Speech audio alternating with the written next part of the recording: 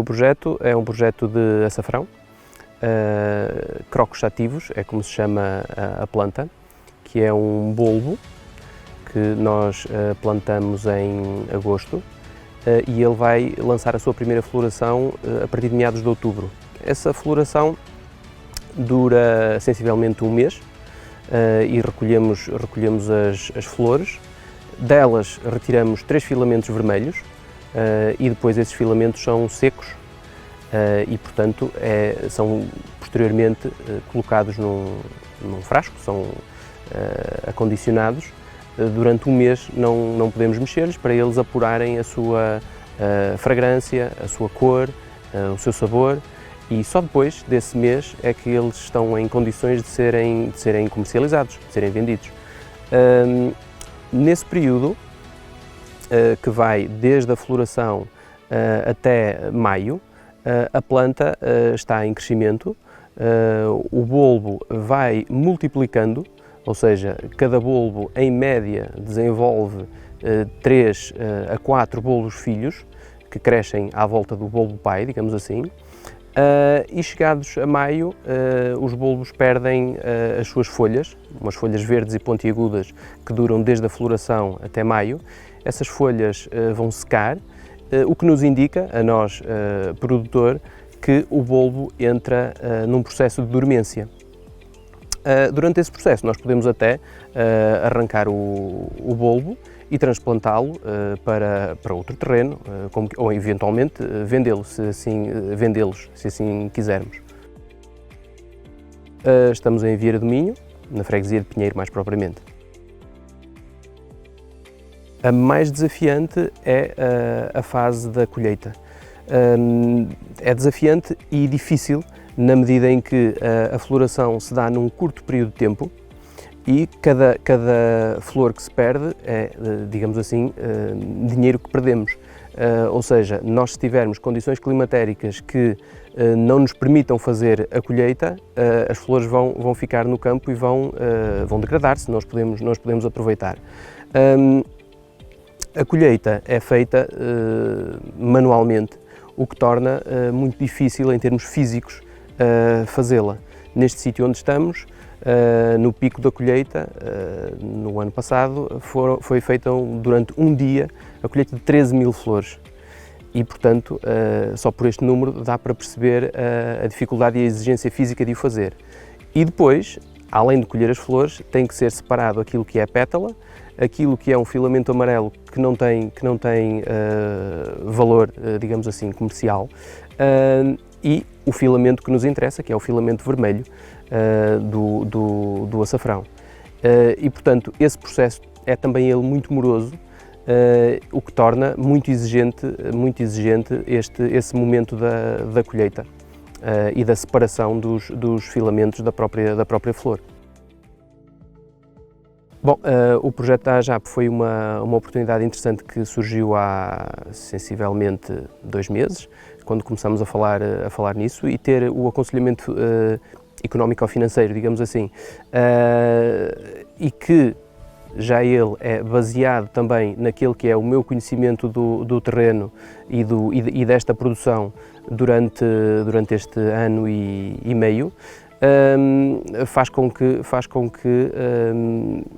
agora possa desenvolver melhor a atividade e ter uma perspectiva económica mais amadurecida, porque cada ano será certamente de aquisição de novos conhecimentos e novas experiências. Mas este apoio, este projeto da AJAP torna isso muito mais sólido, torna isso muito mais consistente. E mesmo em termos de contactos, acho que é uma oportunidade bastante interessante, porque, como devem imaginar, em Portugal há muitíssimo poucos produtores de açafrão e, portanto, não existe nenhuma associação de produtores de açafrão, por consequência, e esta é uma oportunidade de também criar um certo movimento, digamos assim, em torno desta produção, porque existe noutras zonas do país, embora, creio eu, de menor dimensão. Sim, o plano de negócios ainda não está fechado, portanto eu ainda não consigo colocar-lhe toda a informação em cima da mesa, digamos assim. No entanto, nesse plano de negócios nós já estamos a contemplar uma expansão da área de produção, o que torna também mais, digamos, mais interessante e mais apelativo e mais desafiante esse projeto da AJAP. E por outro lado, já estamos também a contabilizar alguns custos que eu, na altura em que desenhei este projeto de jovem agricultor, não conseguia contabilizar porque, lá está, não tinha aquela experiência de ter que fazer naquele momento e a que fornecedor recorrer para determinados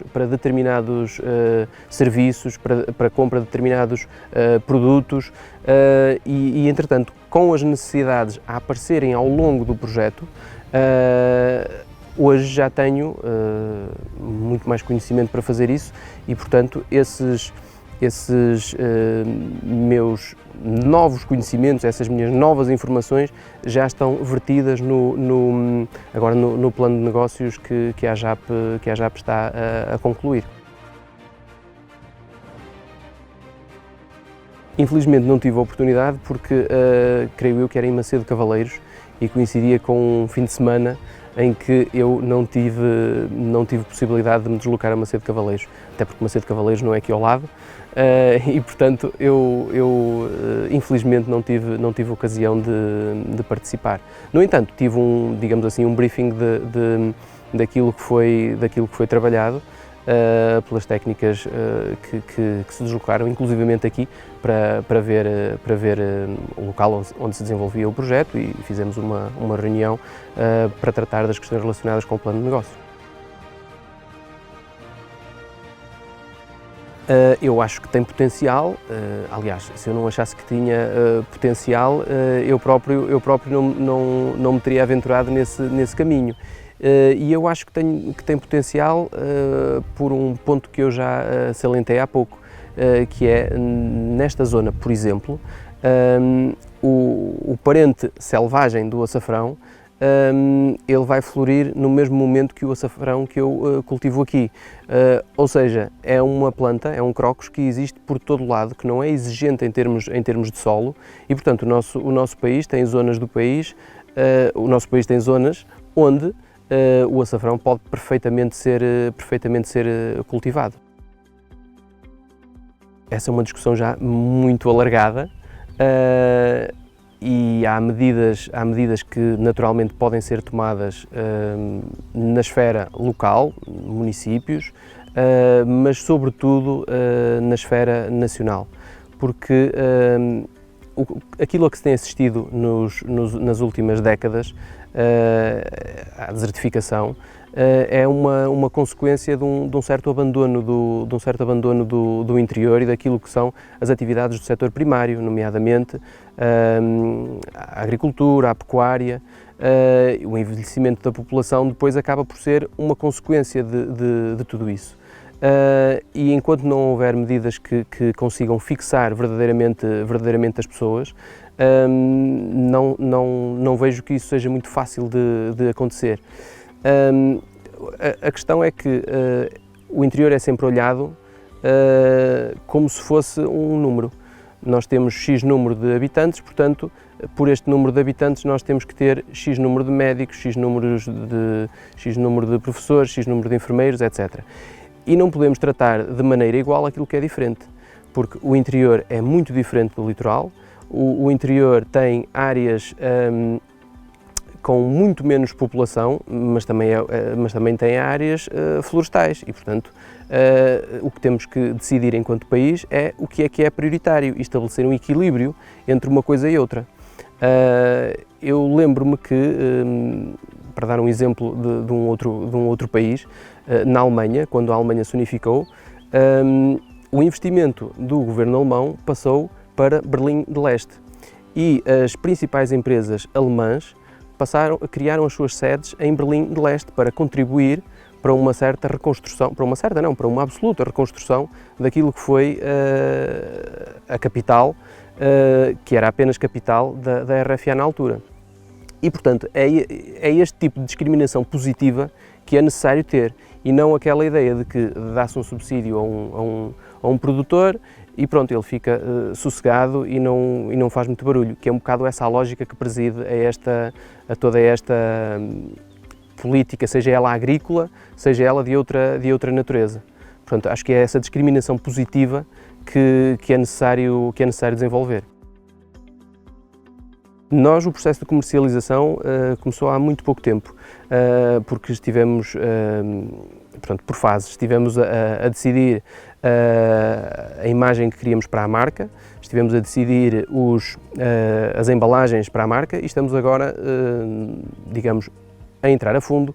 no processo de comercialização. Estamos a fazer os contactos com restaurantes, lojas gourmet, contactos também a nível internacional, porque o produto que nós temos é um produto que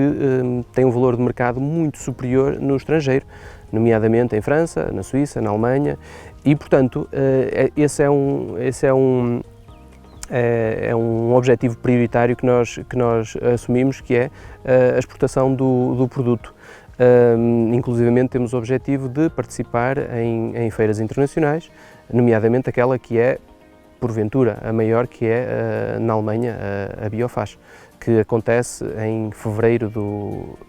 próximo ano, acontece em fevereiro de cada ano. Portanto, essa creio que será uma boa montra para colocar um produto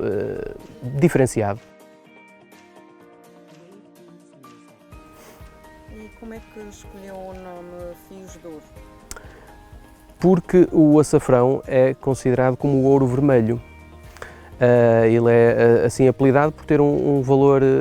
de comercialização muito elevado. E portanto foi essa analogia, porque o açafrão são fios, no fundo, são filamentos,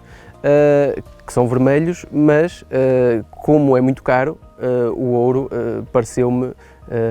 uma analogia interessante, porque é um metal mais caro. Adicionalmente, fios de ouro tem a ver também com a própria cor do ouro,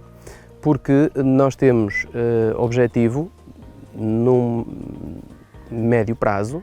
de não produzir apenas açafrão, ou melhor, não comercializar apenas açafrão, mas comercializá-lo através da aromatização de outros produtos, nomeadamente mel, que também é dourado, que além do efeito visual fantástico que tem, um mel bem brilhante e dourado com filamentos vermelhos no seu interior, dá um sabor, ou melhor, fundem-se dois sabores absolutamente magníficos. E portanto, esse também é um objetivo, e o nome Fios de Ouro também encaixa nessa, digamos, nessa ideia que nós temos para o médio prazo. Mas aí já é a longo prazo, azeite seria também uma possibilidade a estudar.